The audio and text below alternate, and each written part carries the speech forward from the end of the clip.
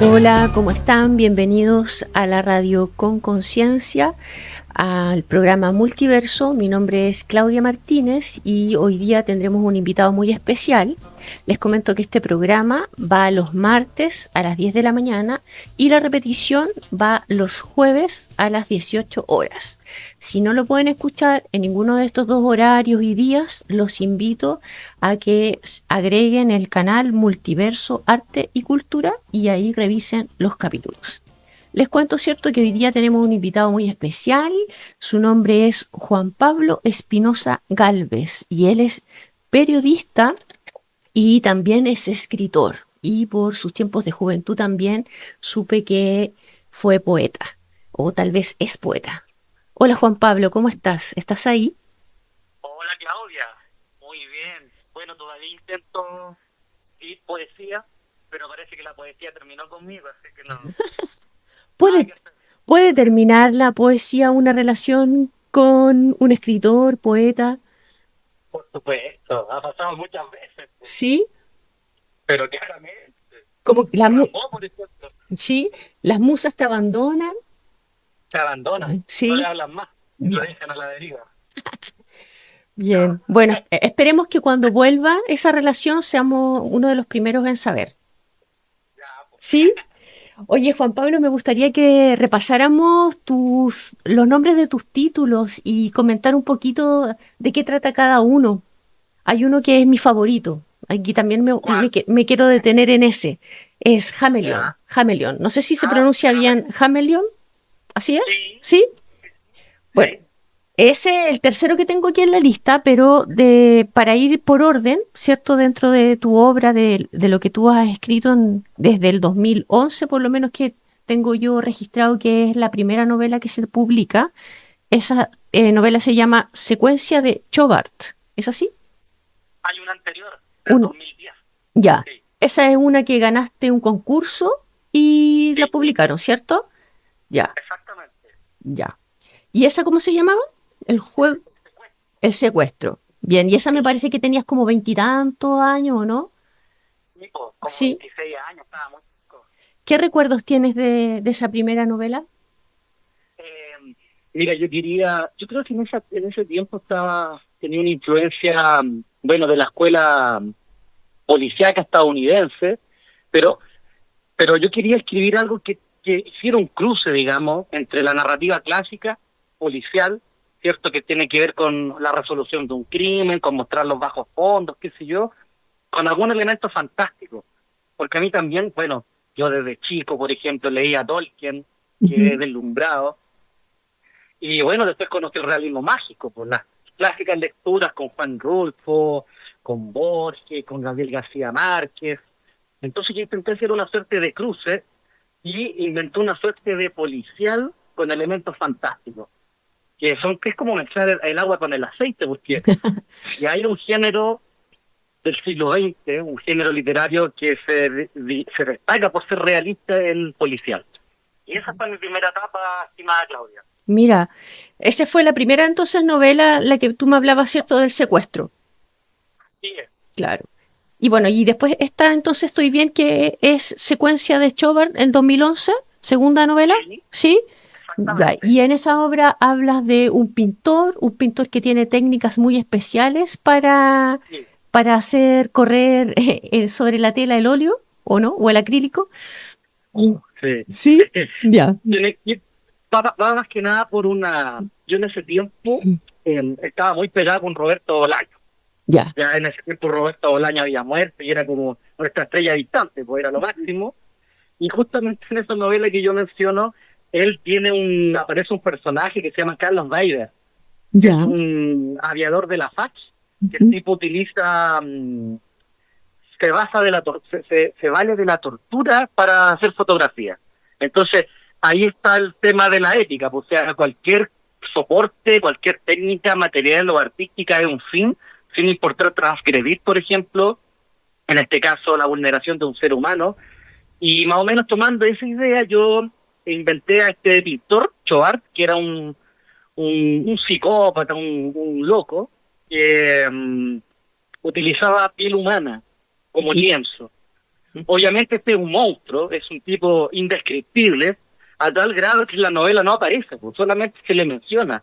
Ujú. Porque imagínate tú, o sea, tal nivel de monstruosidad, al menos yo no tenía en ese tiempo la destreza como para poder describirlo, pero él queda finalmente como una suerte de, como de ente. Y tiene que ver con el tema del mal también. Ya. Bien, parece ser que en estos textos que tú vas escribiendo, ¿cierto? Y desarrollando, hay elementos bien profundos como relacionados así como junguianamente con la sombra, con los lados como más oscuros, misteriosos. ¿Son esos temas también que te atraviesan como preocupación para ti como individuo, ¿cierto? Sobre este planeta, como que esos temas te atraen. Mira, justamente 10 años después de esa novela, yo publiqué otra que se llama Imago Mundi, Ujú, en la cual aparece la figura de una torre. Y esa torre, esa torre física material, es una transposición de la torre que se construyó Jung en sus últimos años de su vida. Que como bien sabemos, él, después de muchos desengaños, después de muchas peleas, tú sabes que tuvo una ruptura con Freud, él fue también testigo de la persecución nazi, entonces una cosa muy tremenda la época que ujú. vive Jung.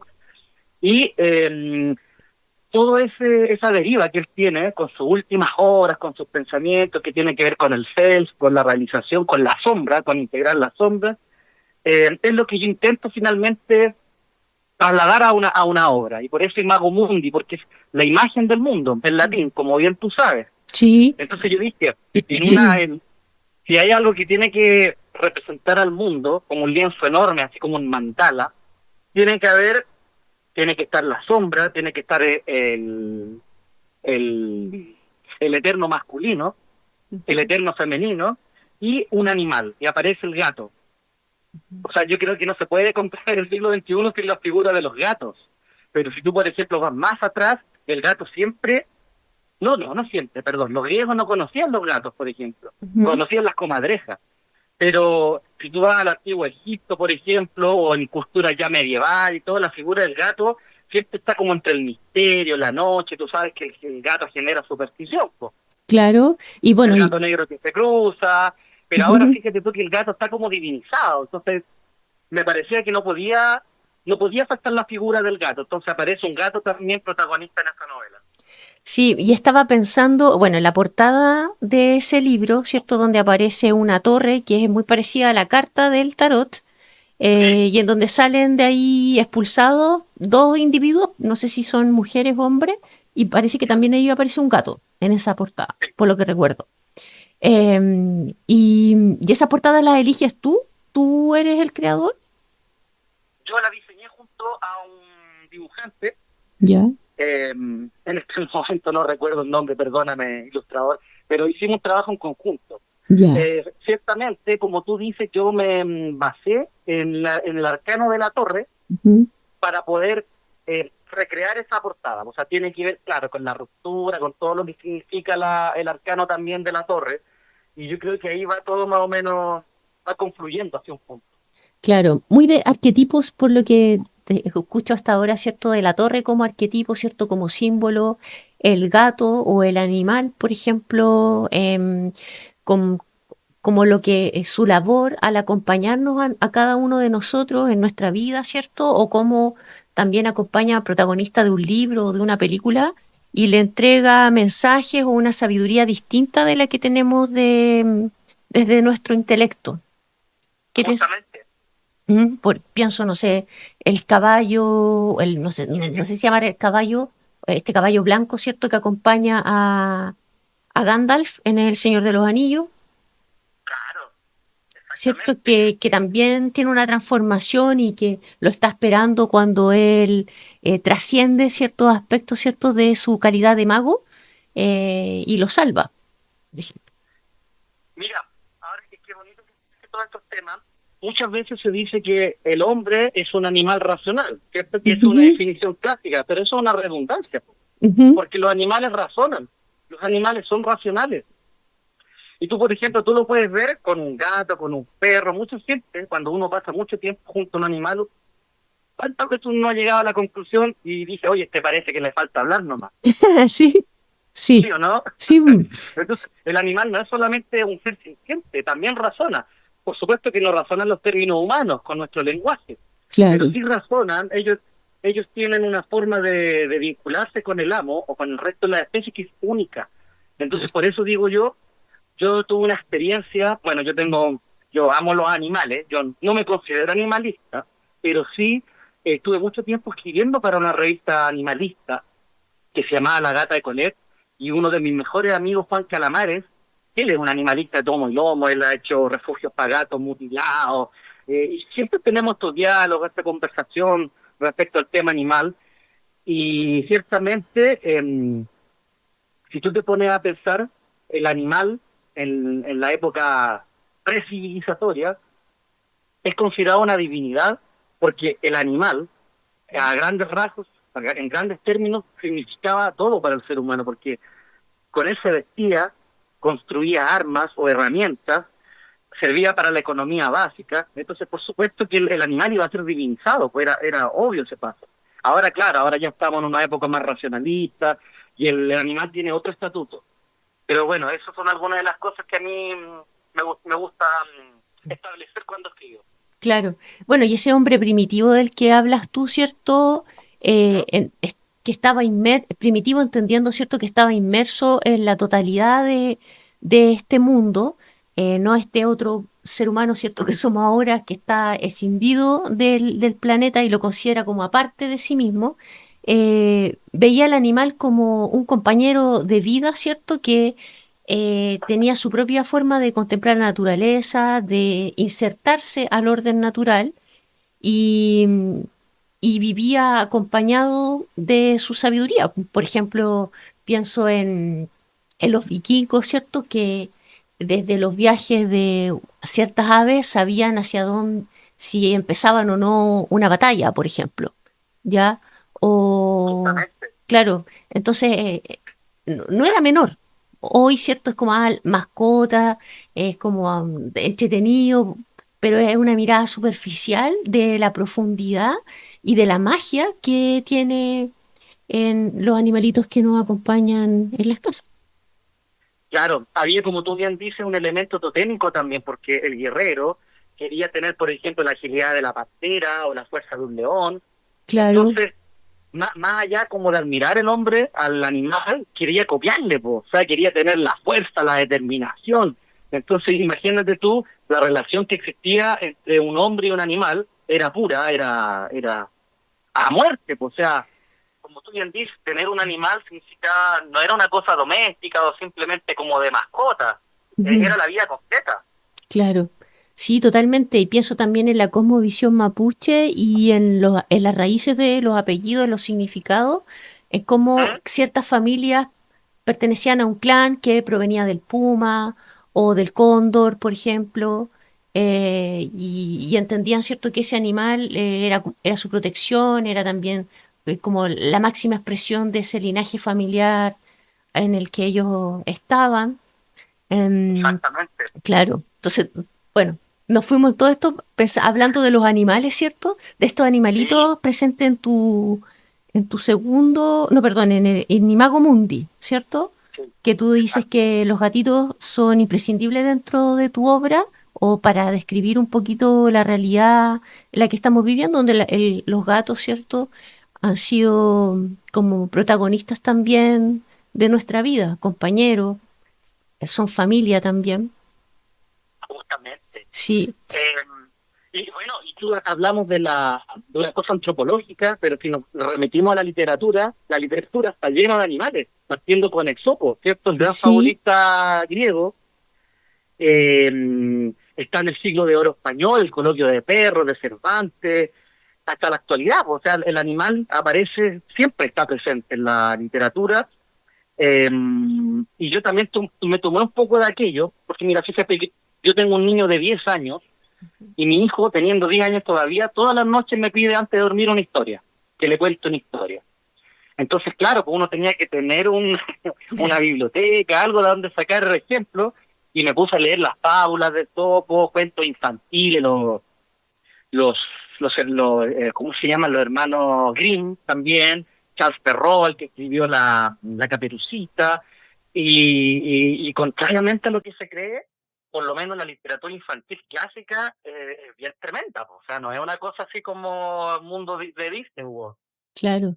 Y tú, Juan Pablo, cómo recuerdas las lecturas que hiciste de niño? ¿O cómo fue ese mundo para ti? ¿Te leían cosas tus papás? ¿Tú tenías libros que disponías para ir revisando todos los días? ¿Iba a la biblioteca? ¿Cómo fue para Sí, ti? po. Sabes que yo tuve la fortuna de empezar a leer de los 5 años, muy chico, y por uno de estos azares, aunque no creo yo en los azares, yo creo que todo va, hay una sincronía. Sincronía, ¿cierto? Sí. Claro, llegaron unos libros de zigzag a la casa de mi mamá, que a mi mamá ella no leía, po. Típico clase media, la gente lee muy poquito, pero le regalaron una biblioteca y como que había que llenar la biblioteca, un día un señor trajo una colección escolar de zigzag.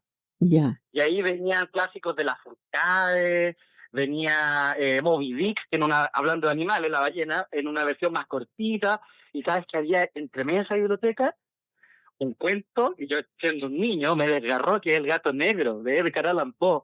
¿Ves que todo se conecta, po? Ya.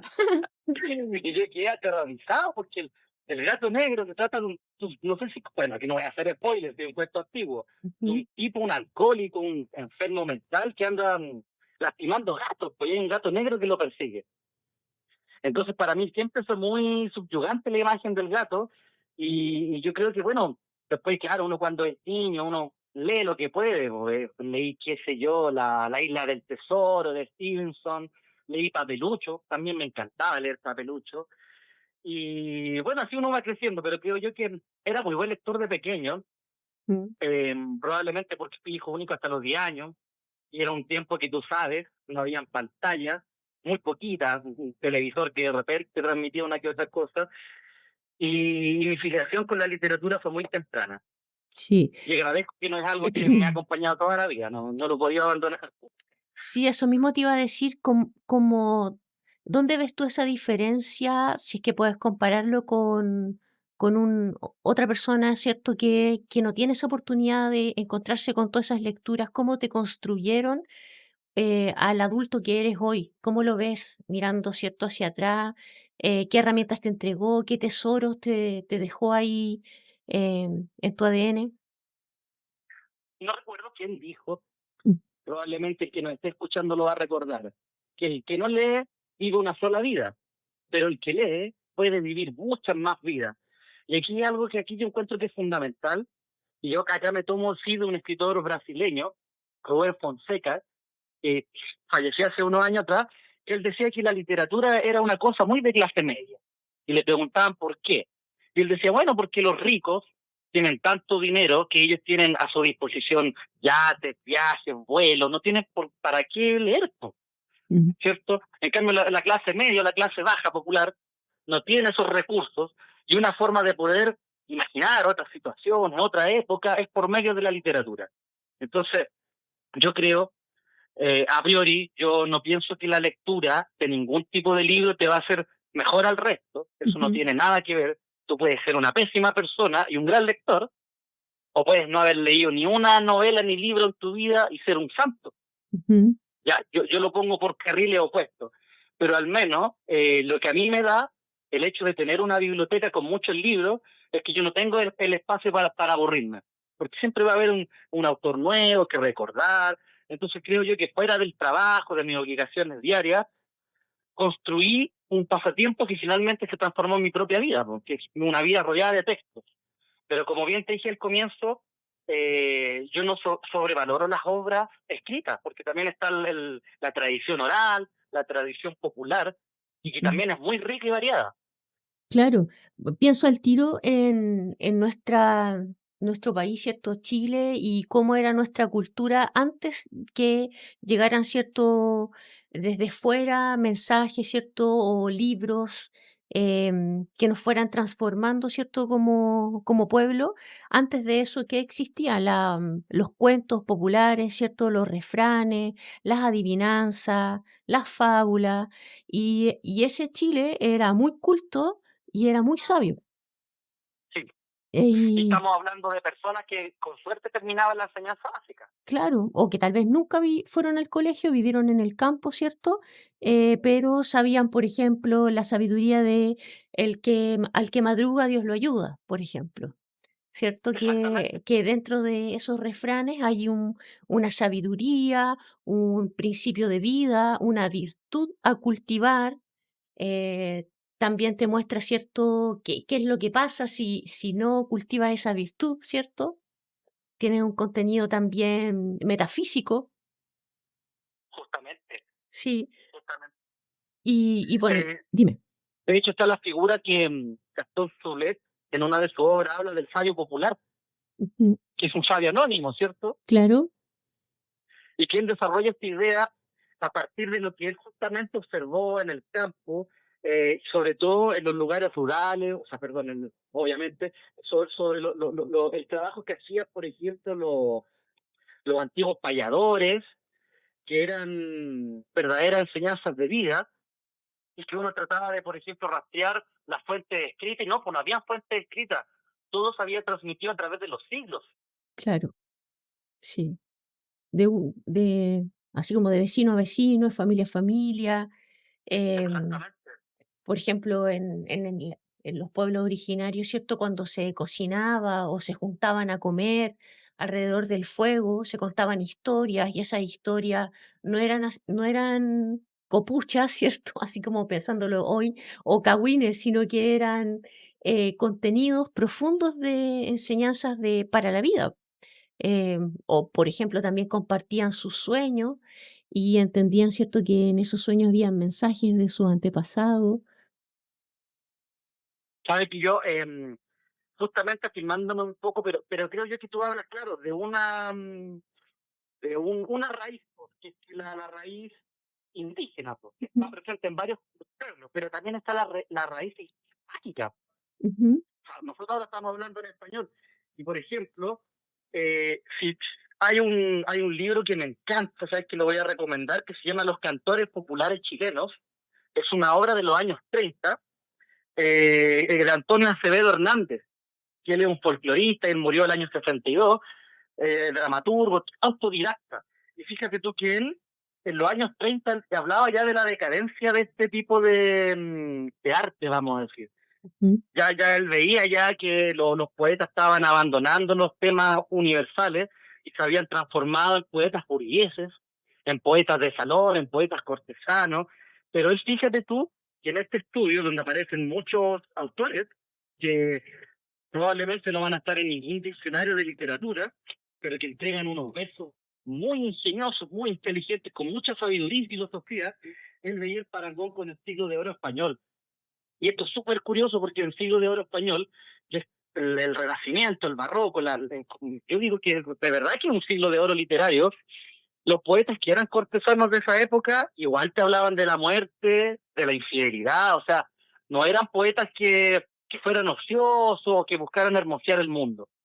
Entonces yo digo, las condiciones que se dieron en esa época, por muy cortesano que tú fueras, en el siglo XVI, XVII, las condiciones de vida eran brutales. ujú, Y justamente es lo que dice Antonio Acevedo Hernández. Él dice, el poeta popular chileno del siglo XIX vivía en conventillo, no fue nunca al colegio, no recibió instrucción, o muy poca, o se fatigaba en las minas. Po.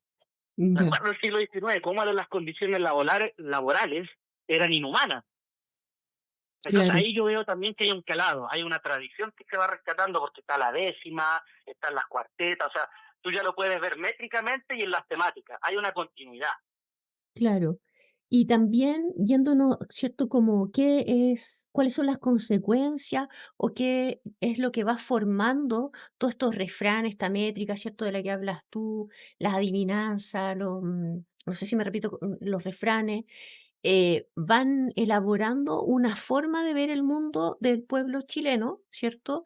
Que esa forma es una educación popular que nos instala en el mundo desde una manera muy distinta a la que vemos hoy, ¿cierto? Justamente, Y que sí, pues, incluso es más potente, virtuosa, ¿cierto? Empática, solidaria, que hoy una educación que supuestamente, ¿cierto?, está mejor calificada, está, no sé, medida por pruebas y es mucho mejor. pero no nos entrega esto que sí recibíamos, ¿cierto? Que sí tenemos en nuestras raíces, como el desarrollo de la virtud, el integrar lo sagrado en la vida cotidiana, por ejemplo. ¿Cómo lo ves eso tú como escritor? Porque como escritor, poeta, ¿cierto? También con tu formación de periodista, el relato o la narrativa también atraviesa todas esas actividades que tú haces. Mira, en el siglo XX tuvimos escritores, tremendos poetas y escritores como Son Pablo Neruda, Gabriela Mistral, Carlos Roget en la narrativa, que eran personas que habían salido de estratos muy populares. Y lo que veo yo ahora es un divorcio absoluto. O sea, hay una academia muy exquisita, y me da lo mismo que se llaman de izquierda o de derecha, que tengan sensibilidad y todo, pero es que los hechos son tipos que desprecian lo popular. Claro. Son tipos que no vamos, a ver, no vamos a negar que existe, hay una línea entre el poeta culto, que toca temas probablemente elevados, ¿ah? O como tú quieras llamar, y hay un poeta que es popular, que toca elementos del pueblo, elementos, pero que finalmente nos condicionan a todos, como la muerte, pues es una cosa que es ineludible. Pero claro, ahora pasa que la educación pareciera estar más orientada a ocupar puestos burocráticos en alguna empresa, en algún lugar, que prepararte para enfrentar la vida. ¿Te fijas? Y la vida es muy, no es, bueno, pueden haber momentos dulces, pero la vida generalmente es muy agria, es muy dura, y por eso yo creo que estamos teniendo tantas generaciones de cabros jóvenes muy suaves, pues, muy de cristal, ¿no?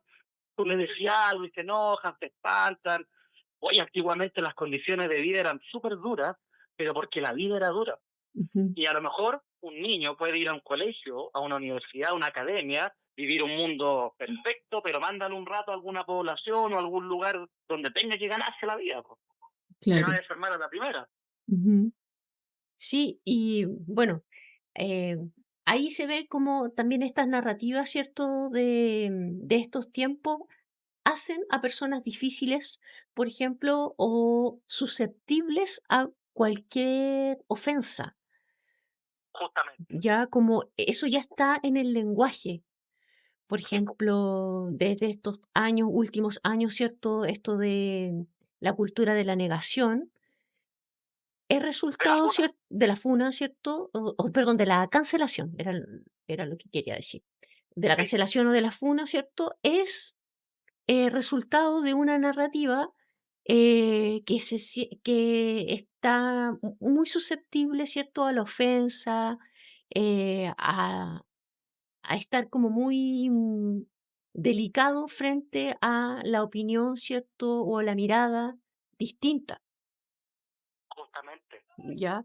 Y, por ejemplo, antes tal vez desde otra forma teníamos más contenido o más sustancia en nuestro espíritu, en nuestras virtudes, para que eso eh, no fuera como llegar a ese nivel, ¿cierto?, de cancelar a alguien o, o no sé, pues de que se le devuelva o se le pague como con esa misma moneda. No sé si lo ves tú. Sí, pues totalmente. Lo veo con el mismo Neruda, que ha sido cancelado por motivos ideológicos, morales, todos los que tú quieras, pero sigue siendo un tremendo poeta, pues, o sea, con una verba, con una potencia metafórica, literaria de primer nivel. Pero mira, más allá de tratar de llegar como una conclusión, lo que yo quiero recalcar es que la literatura no nació en un club de señoritos, po. Ujú. No nació en un club privado de gente que fuera con frac y monóculo. No, po. La literatura nace en la hoguera, al calor de la hoguera, probablemente en una época donde las diferencias se arreglaban a caso limpio. ¿Te fijas? Entonces, tú piensas, por ejemplo, ya en la fundación, por lo menos en Occidente, voy a decir, la Odisea de Homero era un poema que se transmitía de forma oral.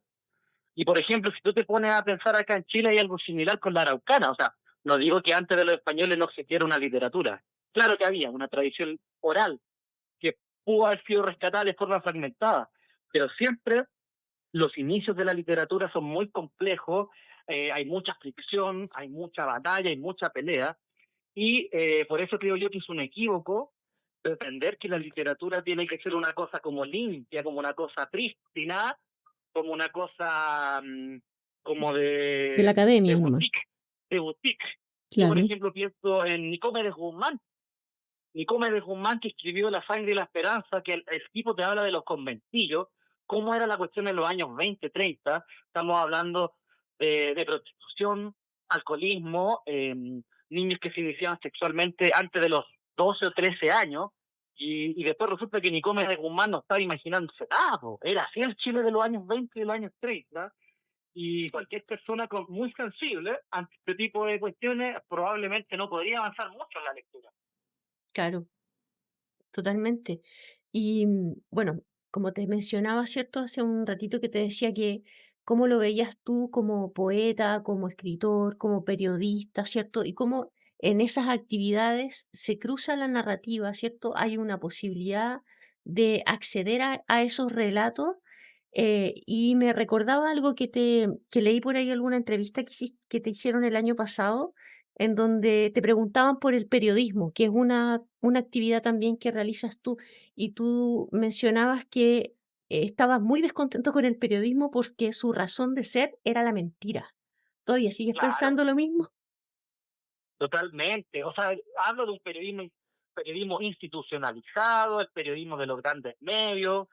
No, no es como, por ejemplo, este periodismo clásico, así como tipo, ¿cómo podríamos? Mariano, el que escribió los artículos de costumbre en el siglo XIX español, Mariano de Larra, por ejemplo, que él describía a los tipos humanos, o por ejemplo Pessoa Belli, acá en Chile, que también hacía un periodismo muy sardónico, muy sarcástico. ¿Y qué, es lo qué característica tenía ese periodismo? Es que era ejecutado por escritores, por tipos que iban a la redacción y se ganaban las lucas haciendo reportajes, entrevistas. Entonces, la pluma del periodista de esa época era muy abusada. Ahora es como una cosa muy mecánica, mucho que viene de la escuela gringa, estadounidense, y creo yo que con justa razón la inteligencia artificial está supliendo muchos puestos de periodistas porque escriben como máquinas, pues como robots, una cosa deshumanizada, una cosa programática, Mm, y todos sabemos, creo que Donoso Cortés lo dijo, un pensador del siglo XIX, que él decía que en una dictadura el gobierno es el que tiene el poder. En cambio, en una democracia son los dueños de los medios de comunicación los que tienen el poder, porque ellos son los que ponen una agenda, las temáticas, la inseguridad, por ejemplo, vende mucho. mm, Pues entonces hay que, oye, todos los días están matando gente, ¿te fijas? claro. Entonces hay un abuso de la estadística, hay un abuso de crear una falsa realidad, porque desde que el hombre es hombre, que existe la delincuencia y que hombres con mujeres se asesinan y se matan y cosas terribles, pero te lo muestran como en un escaparate, como que miren, encontraron un muerto en tal lugar y no hubiera más realidad que eso.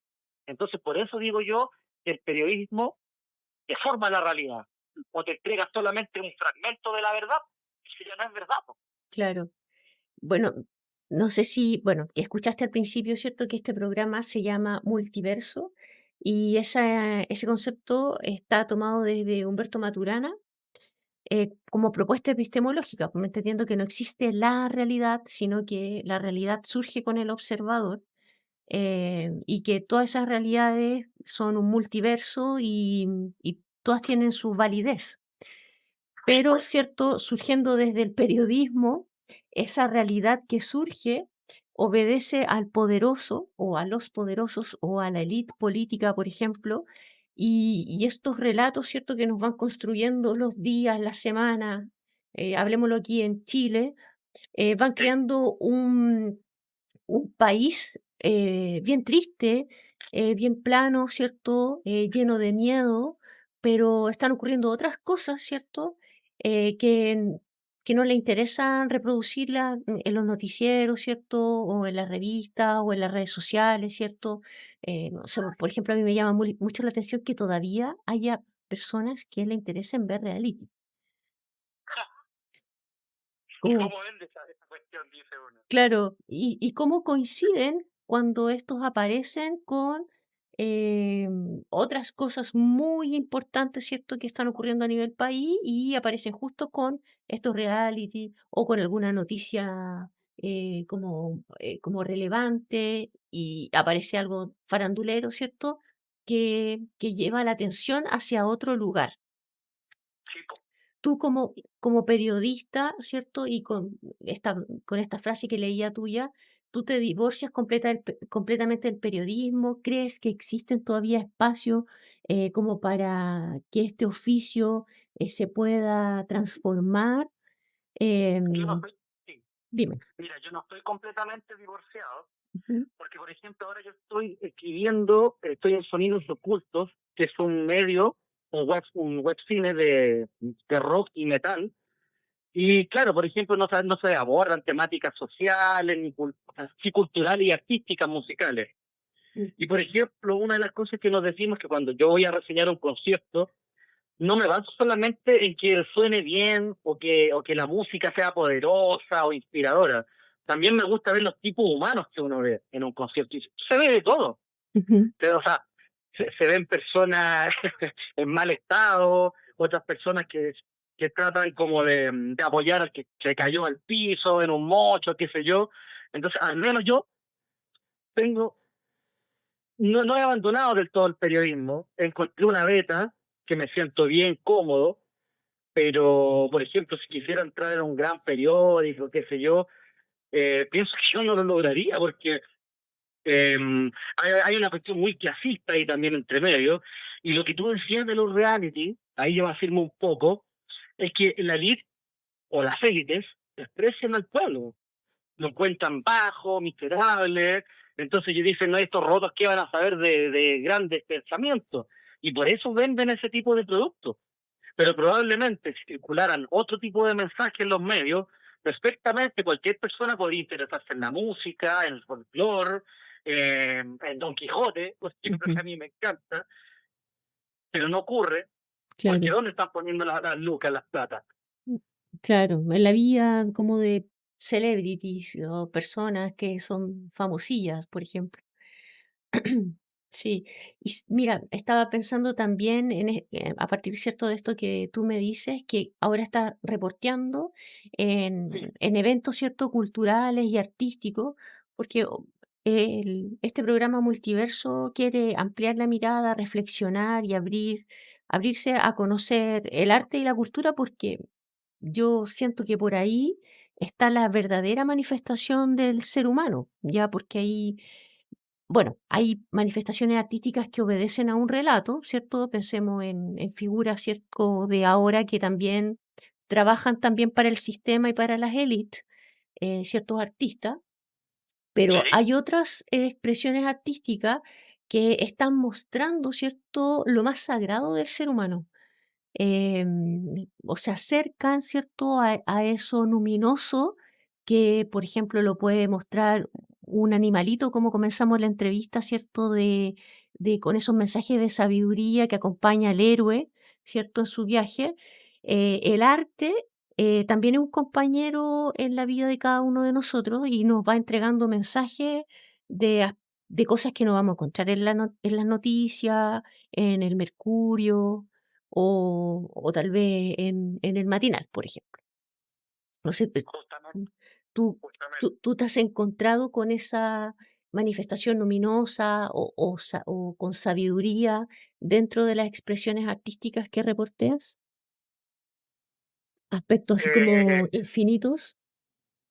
sí, sí, se da, por ejemplo, el año pasado estuve reporteando un evento de la ciencia simple, una banda de rock, de post-rock, una cosa muy psicodélica y muy lleno de metáforas, que busca de cierta forma como instaurar una cuestión que tiene que ver con los campos sonoros.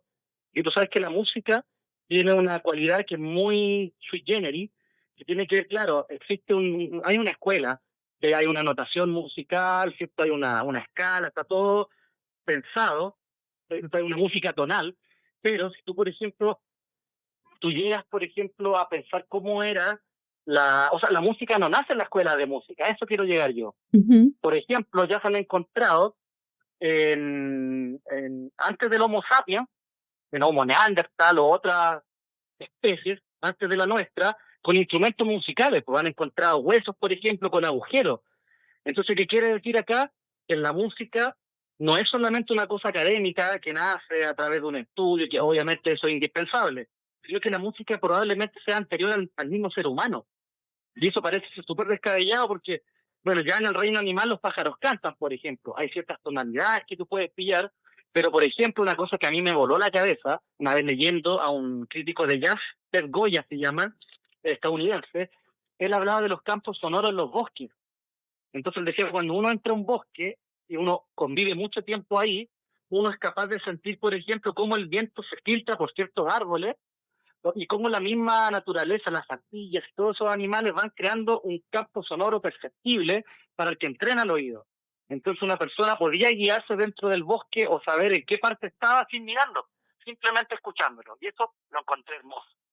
Sí, mira, para sumar a lo que tú mencionas, que es muy interesante, Juan Pablo, me recuerdo a lo que he leído de la cosmovisión mapuche y cómo ellos, ¿cierto? En una charla que organizamos con Multiverso Arte y Cultura, en donde invitamos a Ernesto Holman, que es santiaguino ahí igual que tú, él nos decía, ¿cierto?, que los mapuches no hacen música porque los instrumentos que ellos tienen son medios para recibir mensajes de este mundo invisible. Entonces, su intención no era hacer música, sino que eso que va saliendo a través de los instrumentos es una forma de conectarse con lo superior. ¿Bien? Increíble, ¿no? Claro. Y bueno, y también pensando en el bosque, ¿cierto? Como los animalitos, ¿cierto? Que están inmersos en su hábitat, pueden reconocer a través de los sonidos, ¿cierto? Los olores, si va a llover, si hay un animal nuevo en su territorio, ¿cierto? Yo que de repente voy para Granizo, Olmué, me doy cuenta que cuando voy con mi gatita, el zorzal que llega ahí a ese ¿Ah? lugar canta distinto si está mi gata y canta de otra forma si voy yo con mi esposo nomás, por ejemplo, ¿ya? Porque los pajaritos se alertan, hacen su propia música, ¿cierto? Dentro de ese lugar para avisarse de ciertas cosas que están ocurriendo en el territorio. Fíjate tú que en la antigua Grecia también hacían ritos, los ritos órficos o algunos ritos que se relacionaban con la cura del sueño. Algunos pueblos de Grecia creían que tú, al introducirte, por ejemplo, una cueva, que tiene mucho que ver con volver al útero materno, eran inducidos de forma hipnótica por el sonido de la serpiente, así, hacían ese sonido. Y ese sonido los inducía al sueño, y ellos buscaban, cuando tú ya entrabas en el REM, en el sueño profundo, que ciertas divinidades o ciertas manifestaciones entrasen en tu vida y te sanaran. Entonces, como te digo yo, la música, bueno, y está también el tema del flautista de Hamelin, po, que es el flautista que está hipnotizando a los niños. ¿Te acuerdas tú que primero llega a un pueblo, Sí, le saca todos los ratones y todos felices y después nadie le quiere pagar? Entonces dice el flautista, no me quieren pagar, me voy a llevar todos los niños, que es es un relato finalmente macabro, pero ahí se ve que el poder de la música es definitivo, o sea, por eso ahora nosotros, por muy fragmentados que estemos, por muy mundanizados que estemos, o que vivamos en una realidad así muy despegada de todo, la música sigue siendo algo que todavía está ahí, y tú lo ves en la tocata, en el concierto, de cualquier estilo. eh, Uno no escucha solamente con los oídos, hay una cosa corpórea completa, uno empieza a mover las caderas, la cabeza, y por un segundo, por un minuto, pareciera que estuviéramos en una suerte de rito, o en una suerte de mística, así como salvaje, que de un segundo a otro nos oblitera, nos saca de este plano, de esta realidad, y nos conectamos con un todo o con algo. sí, Y, totalmente. y está la música sacra, y aquí podríamos, claro, ya hablar horas y horas, pero yo entiendo que el programa tiene sus límites, su hora, pero yo creo que ahí está la invitación, pues, pensar la música no solamente con una mera sucesión de sonidos, no es solamente esta decodificación que se hace a través de la notación, sino que hay una cosa que es más profunda y que es más espiritual y que une lo humano con lo divino. Sí, Totalmente. Creo que las artes, ¿cierto? Porque en este caso la música, el tener el placer, la suerte, la dicha de escuchar un grupo en vivo, por ejemplo, a mí me pasa con el jazz, a otros les puede pasar con el rock, ¿cierto? Todos son varias, porque estamos en multiversos. Exacto.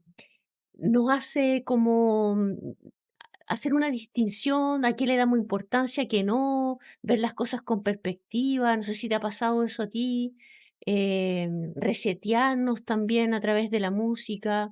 Yo no toco ningún instrumento, pero siento que puedo ser uno más, por ejemplo, en una jam.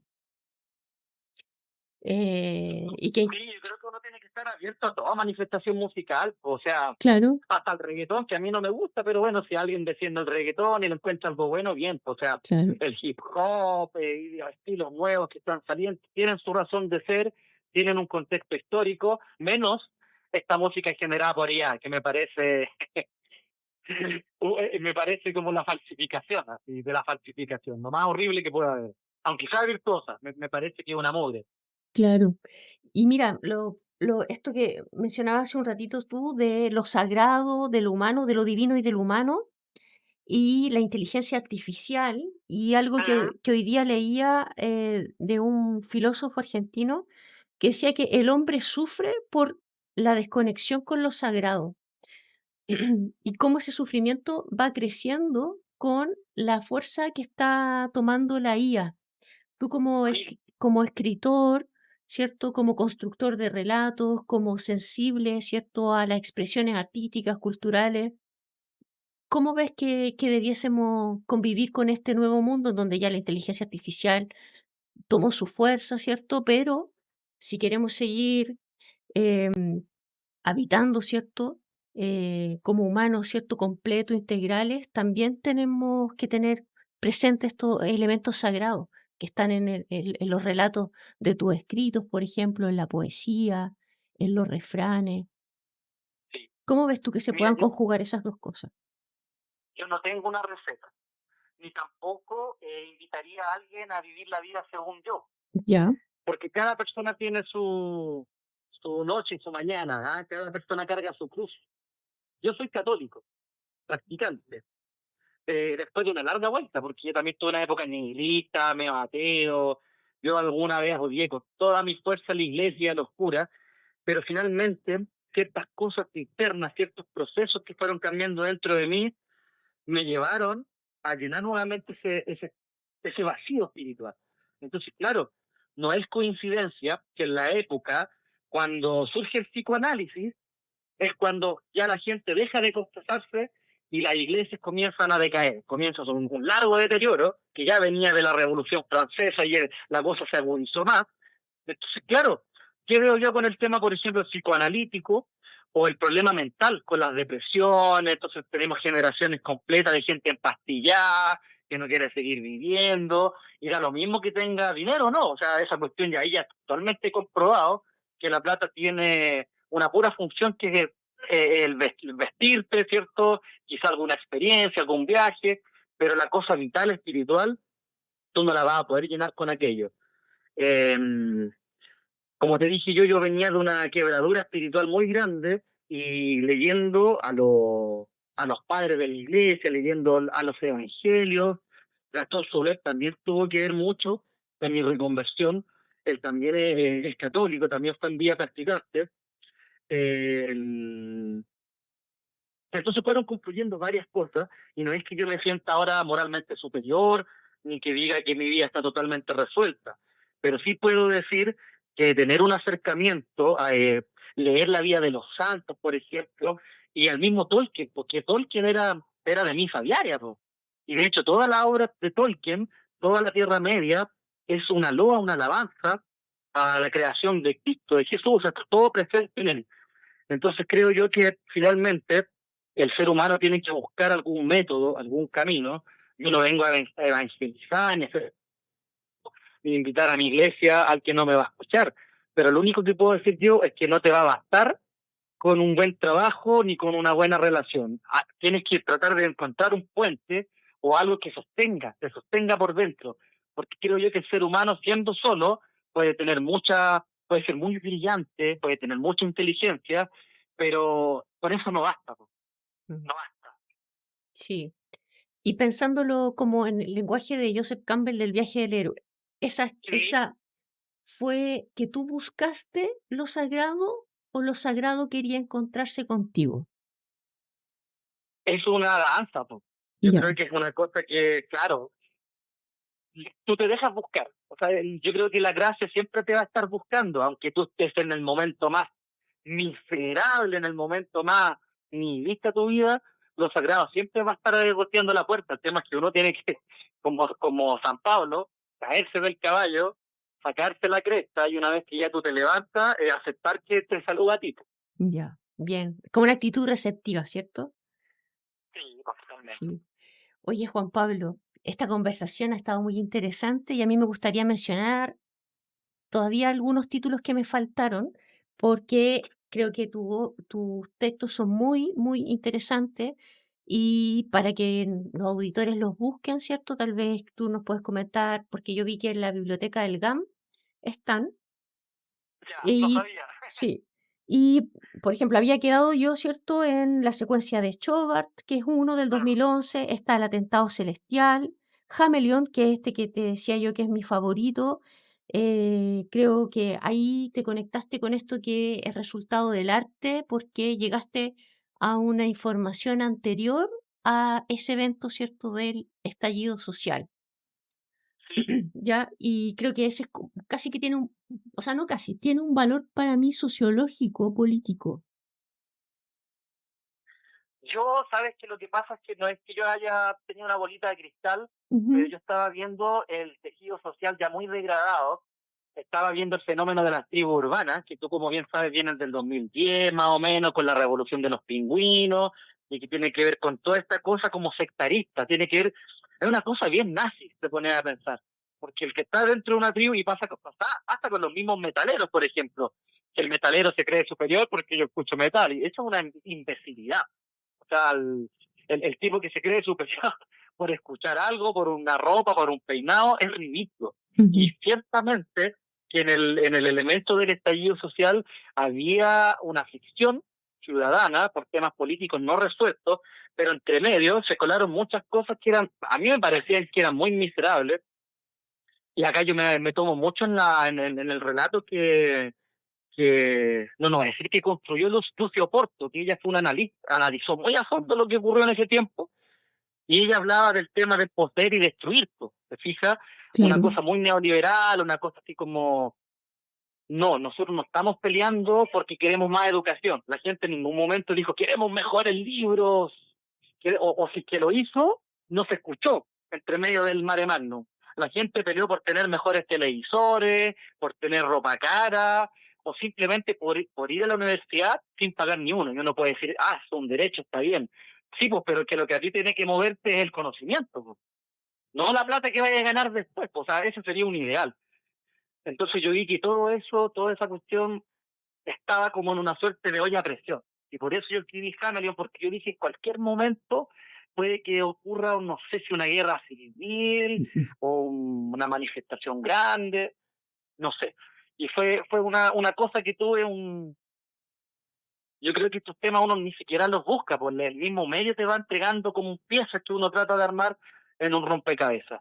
Y claro, pues después ocurrió la coincidencia, de nuevo entre comillas, de que habían algunas cosas en mi novela que se parecían a lo que ocurrió para el estallido, pero es que era porque ya estaban los elementos servidos en la mesa, pues. Claro, El cóctel estaba hecho y hay que prender la mesa nomás. sí, pero a mí me parece interesante, súper, súper valioso que alguien que se dedique a escribir llegue a eso. Y me parece como todo como otro programa, ¿cierto? El profundizar tal vez en Jung, en la sincronía, qué es lo que ocurre, ¿cierto? Que poetas, artistas, sociólogos, escritores como tú puedan olfatear eso. Ya, por Justamente. eso me lo quería mencionar y no saltármelo en este programa. Hameleon, ¿dónde lo encontramos ese libro? Porque yo vi... Que me escriban, porque Ya, sabes que ya tiene 10 años por lo menos y probablemente en librerías de viejos, libros usados, o me puede a mí escribir y podemos llegar a un acuerdo porque a mí me quedan algunas copias por ahí. Juan Pablo, y bueno, aquí pausa, ¿cierto? Tú tienes un canal de YouTube, me gustaría que lo mencionaras, tal vez tus redes sociales, tu Instagram, para que la gente que quiera algún libro tuyo te escriba por ahí. Súper. El lector estepario, así Ese, se llama, y justamente tiene que ver con el lobo estepario de Hermann Hesse, que es una novela que a mí me deslumbró a los 15 años, me marcó mi vida. 22, es una novela que probablemente ahora si la leo a lo mejor no la voy a encontrar lo máximo, pero el lector estepario, así se llama, Instagram, YouTube, hasta un TikTok abrí. No me gusta el formato TikTok, lo encuentro tan desechable, pero sabes que por una cosa como para probar he tirado algunos fragmentitos y he tenido buena acogida. Así bien, que eso, estimada Claudia. súper. Bueno, Germán Gesa, ¿quién no le movió el piso en la Uf, adolescencia y transformó todo la psique de ese momento? Bueno, y otro de los títulos, ¿cierto? Es Imago Mundi, El detective del absoluto y El juego de las bestias. sí, ¿Sí? Cualquiera de eso no, esos títulos, ¿cierto? Pueden consultar en el canal de Juan Pablo, que es Lector Estepario, ¿cierto? O en sus redes sociales. ¿Tienes Instagram también para preguntarte por ahí? también, y que el lector estepario. Y Ya, va a encontrarlo súper rápido. ya. Juan Pablo Espinosa Rumel, que es el apodo, ¿cierto? Que él se puso en la adolescencia cuando solo escribías o empezaste con la poesía. Está Sí, en las redes sociales y ya nos mencionó, ¿cierto?, su canal. Lo vamos a dejar también al pie de este capítulo que compartimos después en las redes sociales. Y te agradezco enormemente tu tiempo, Juan Pablo.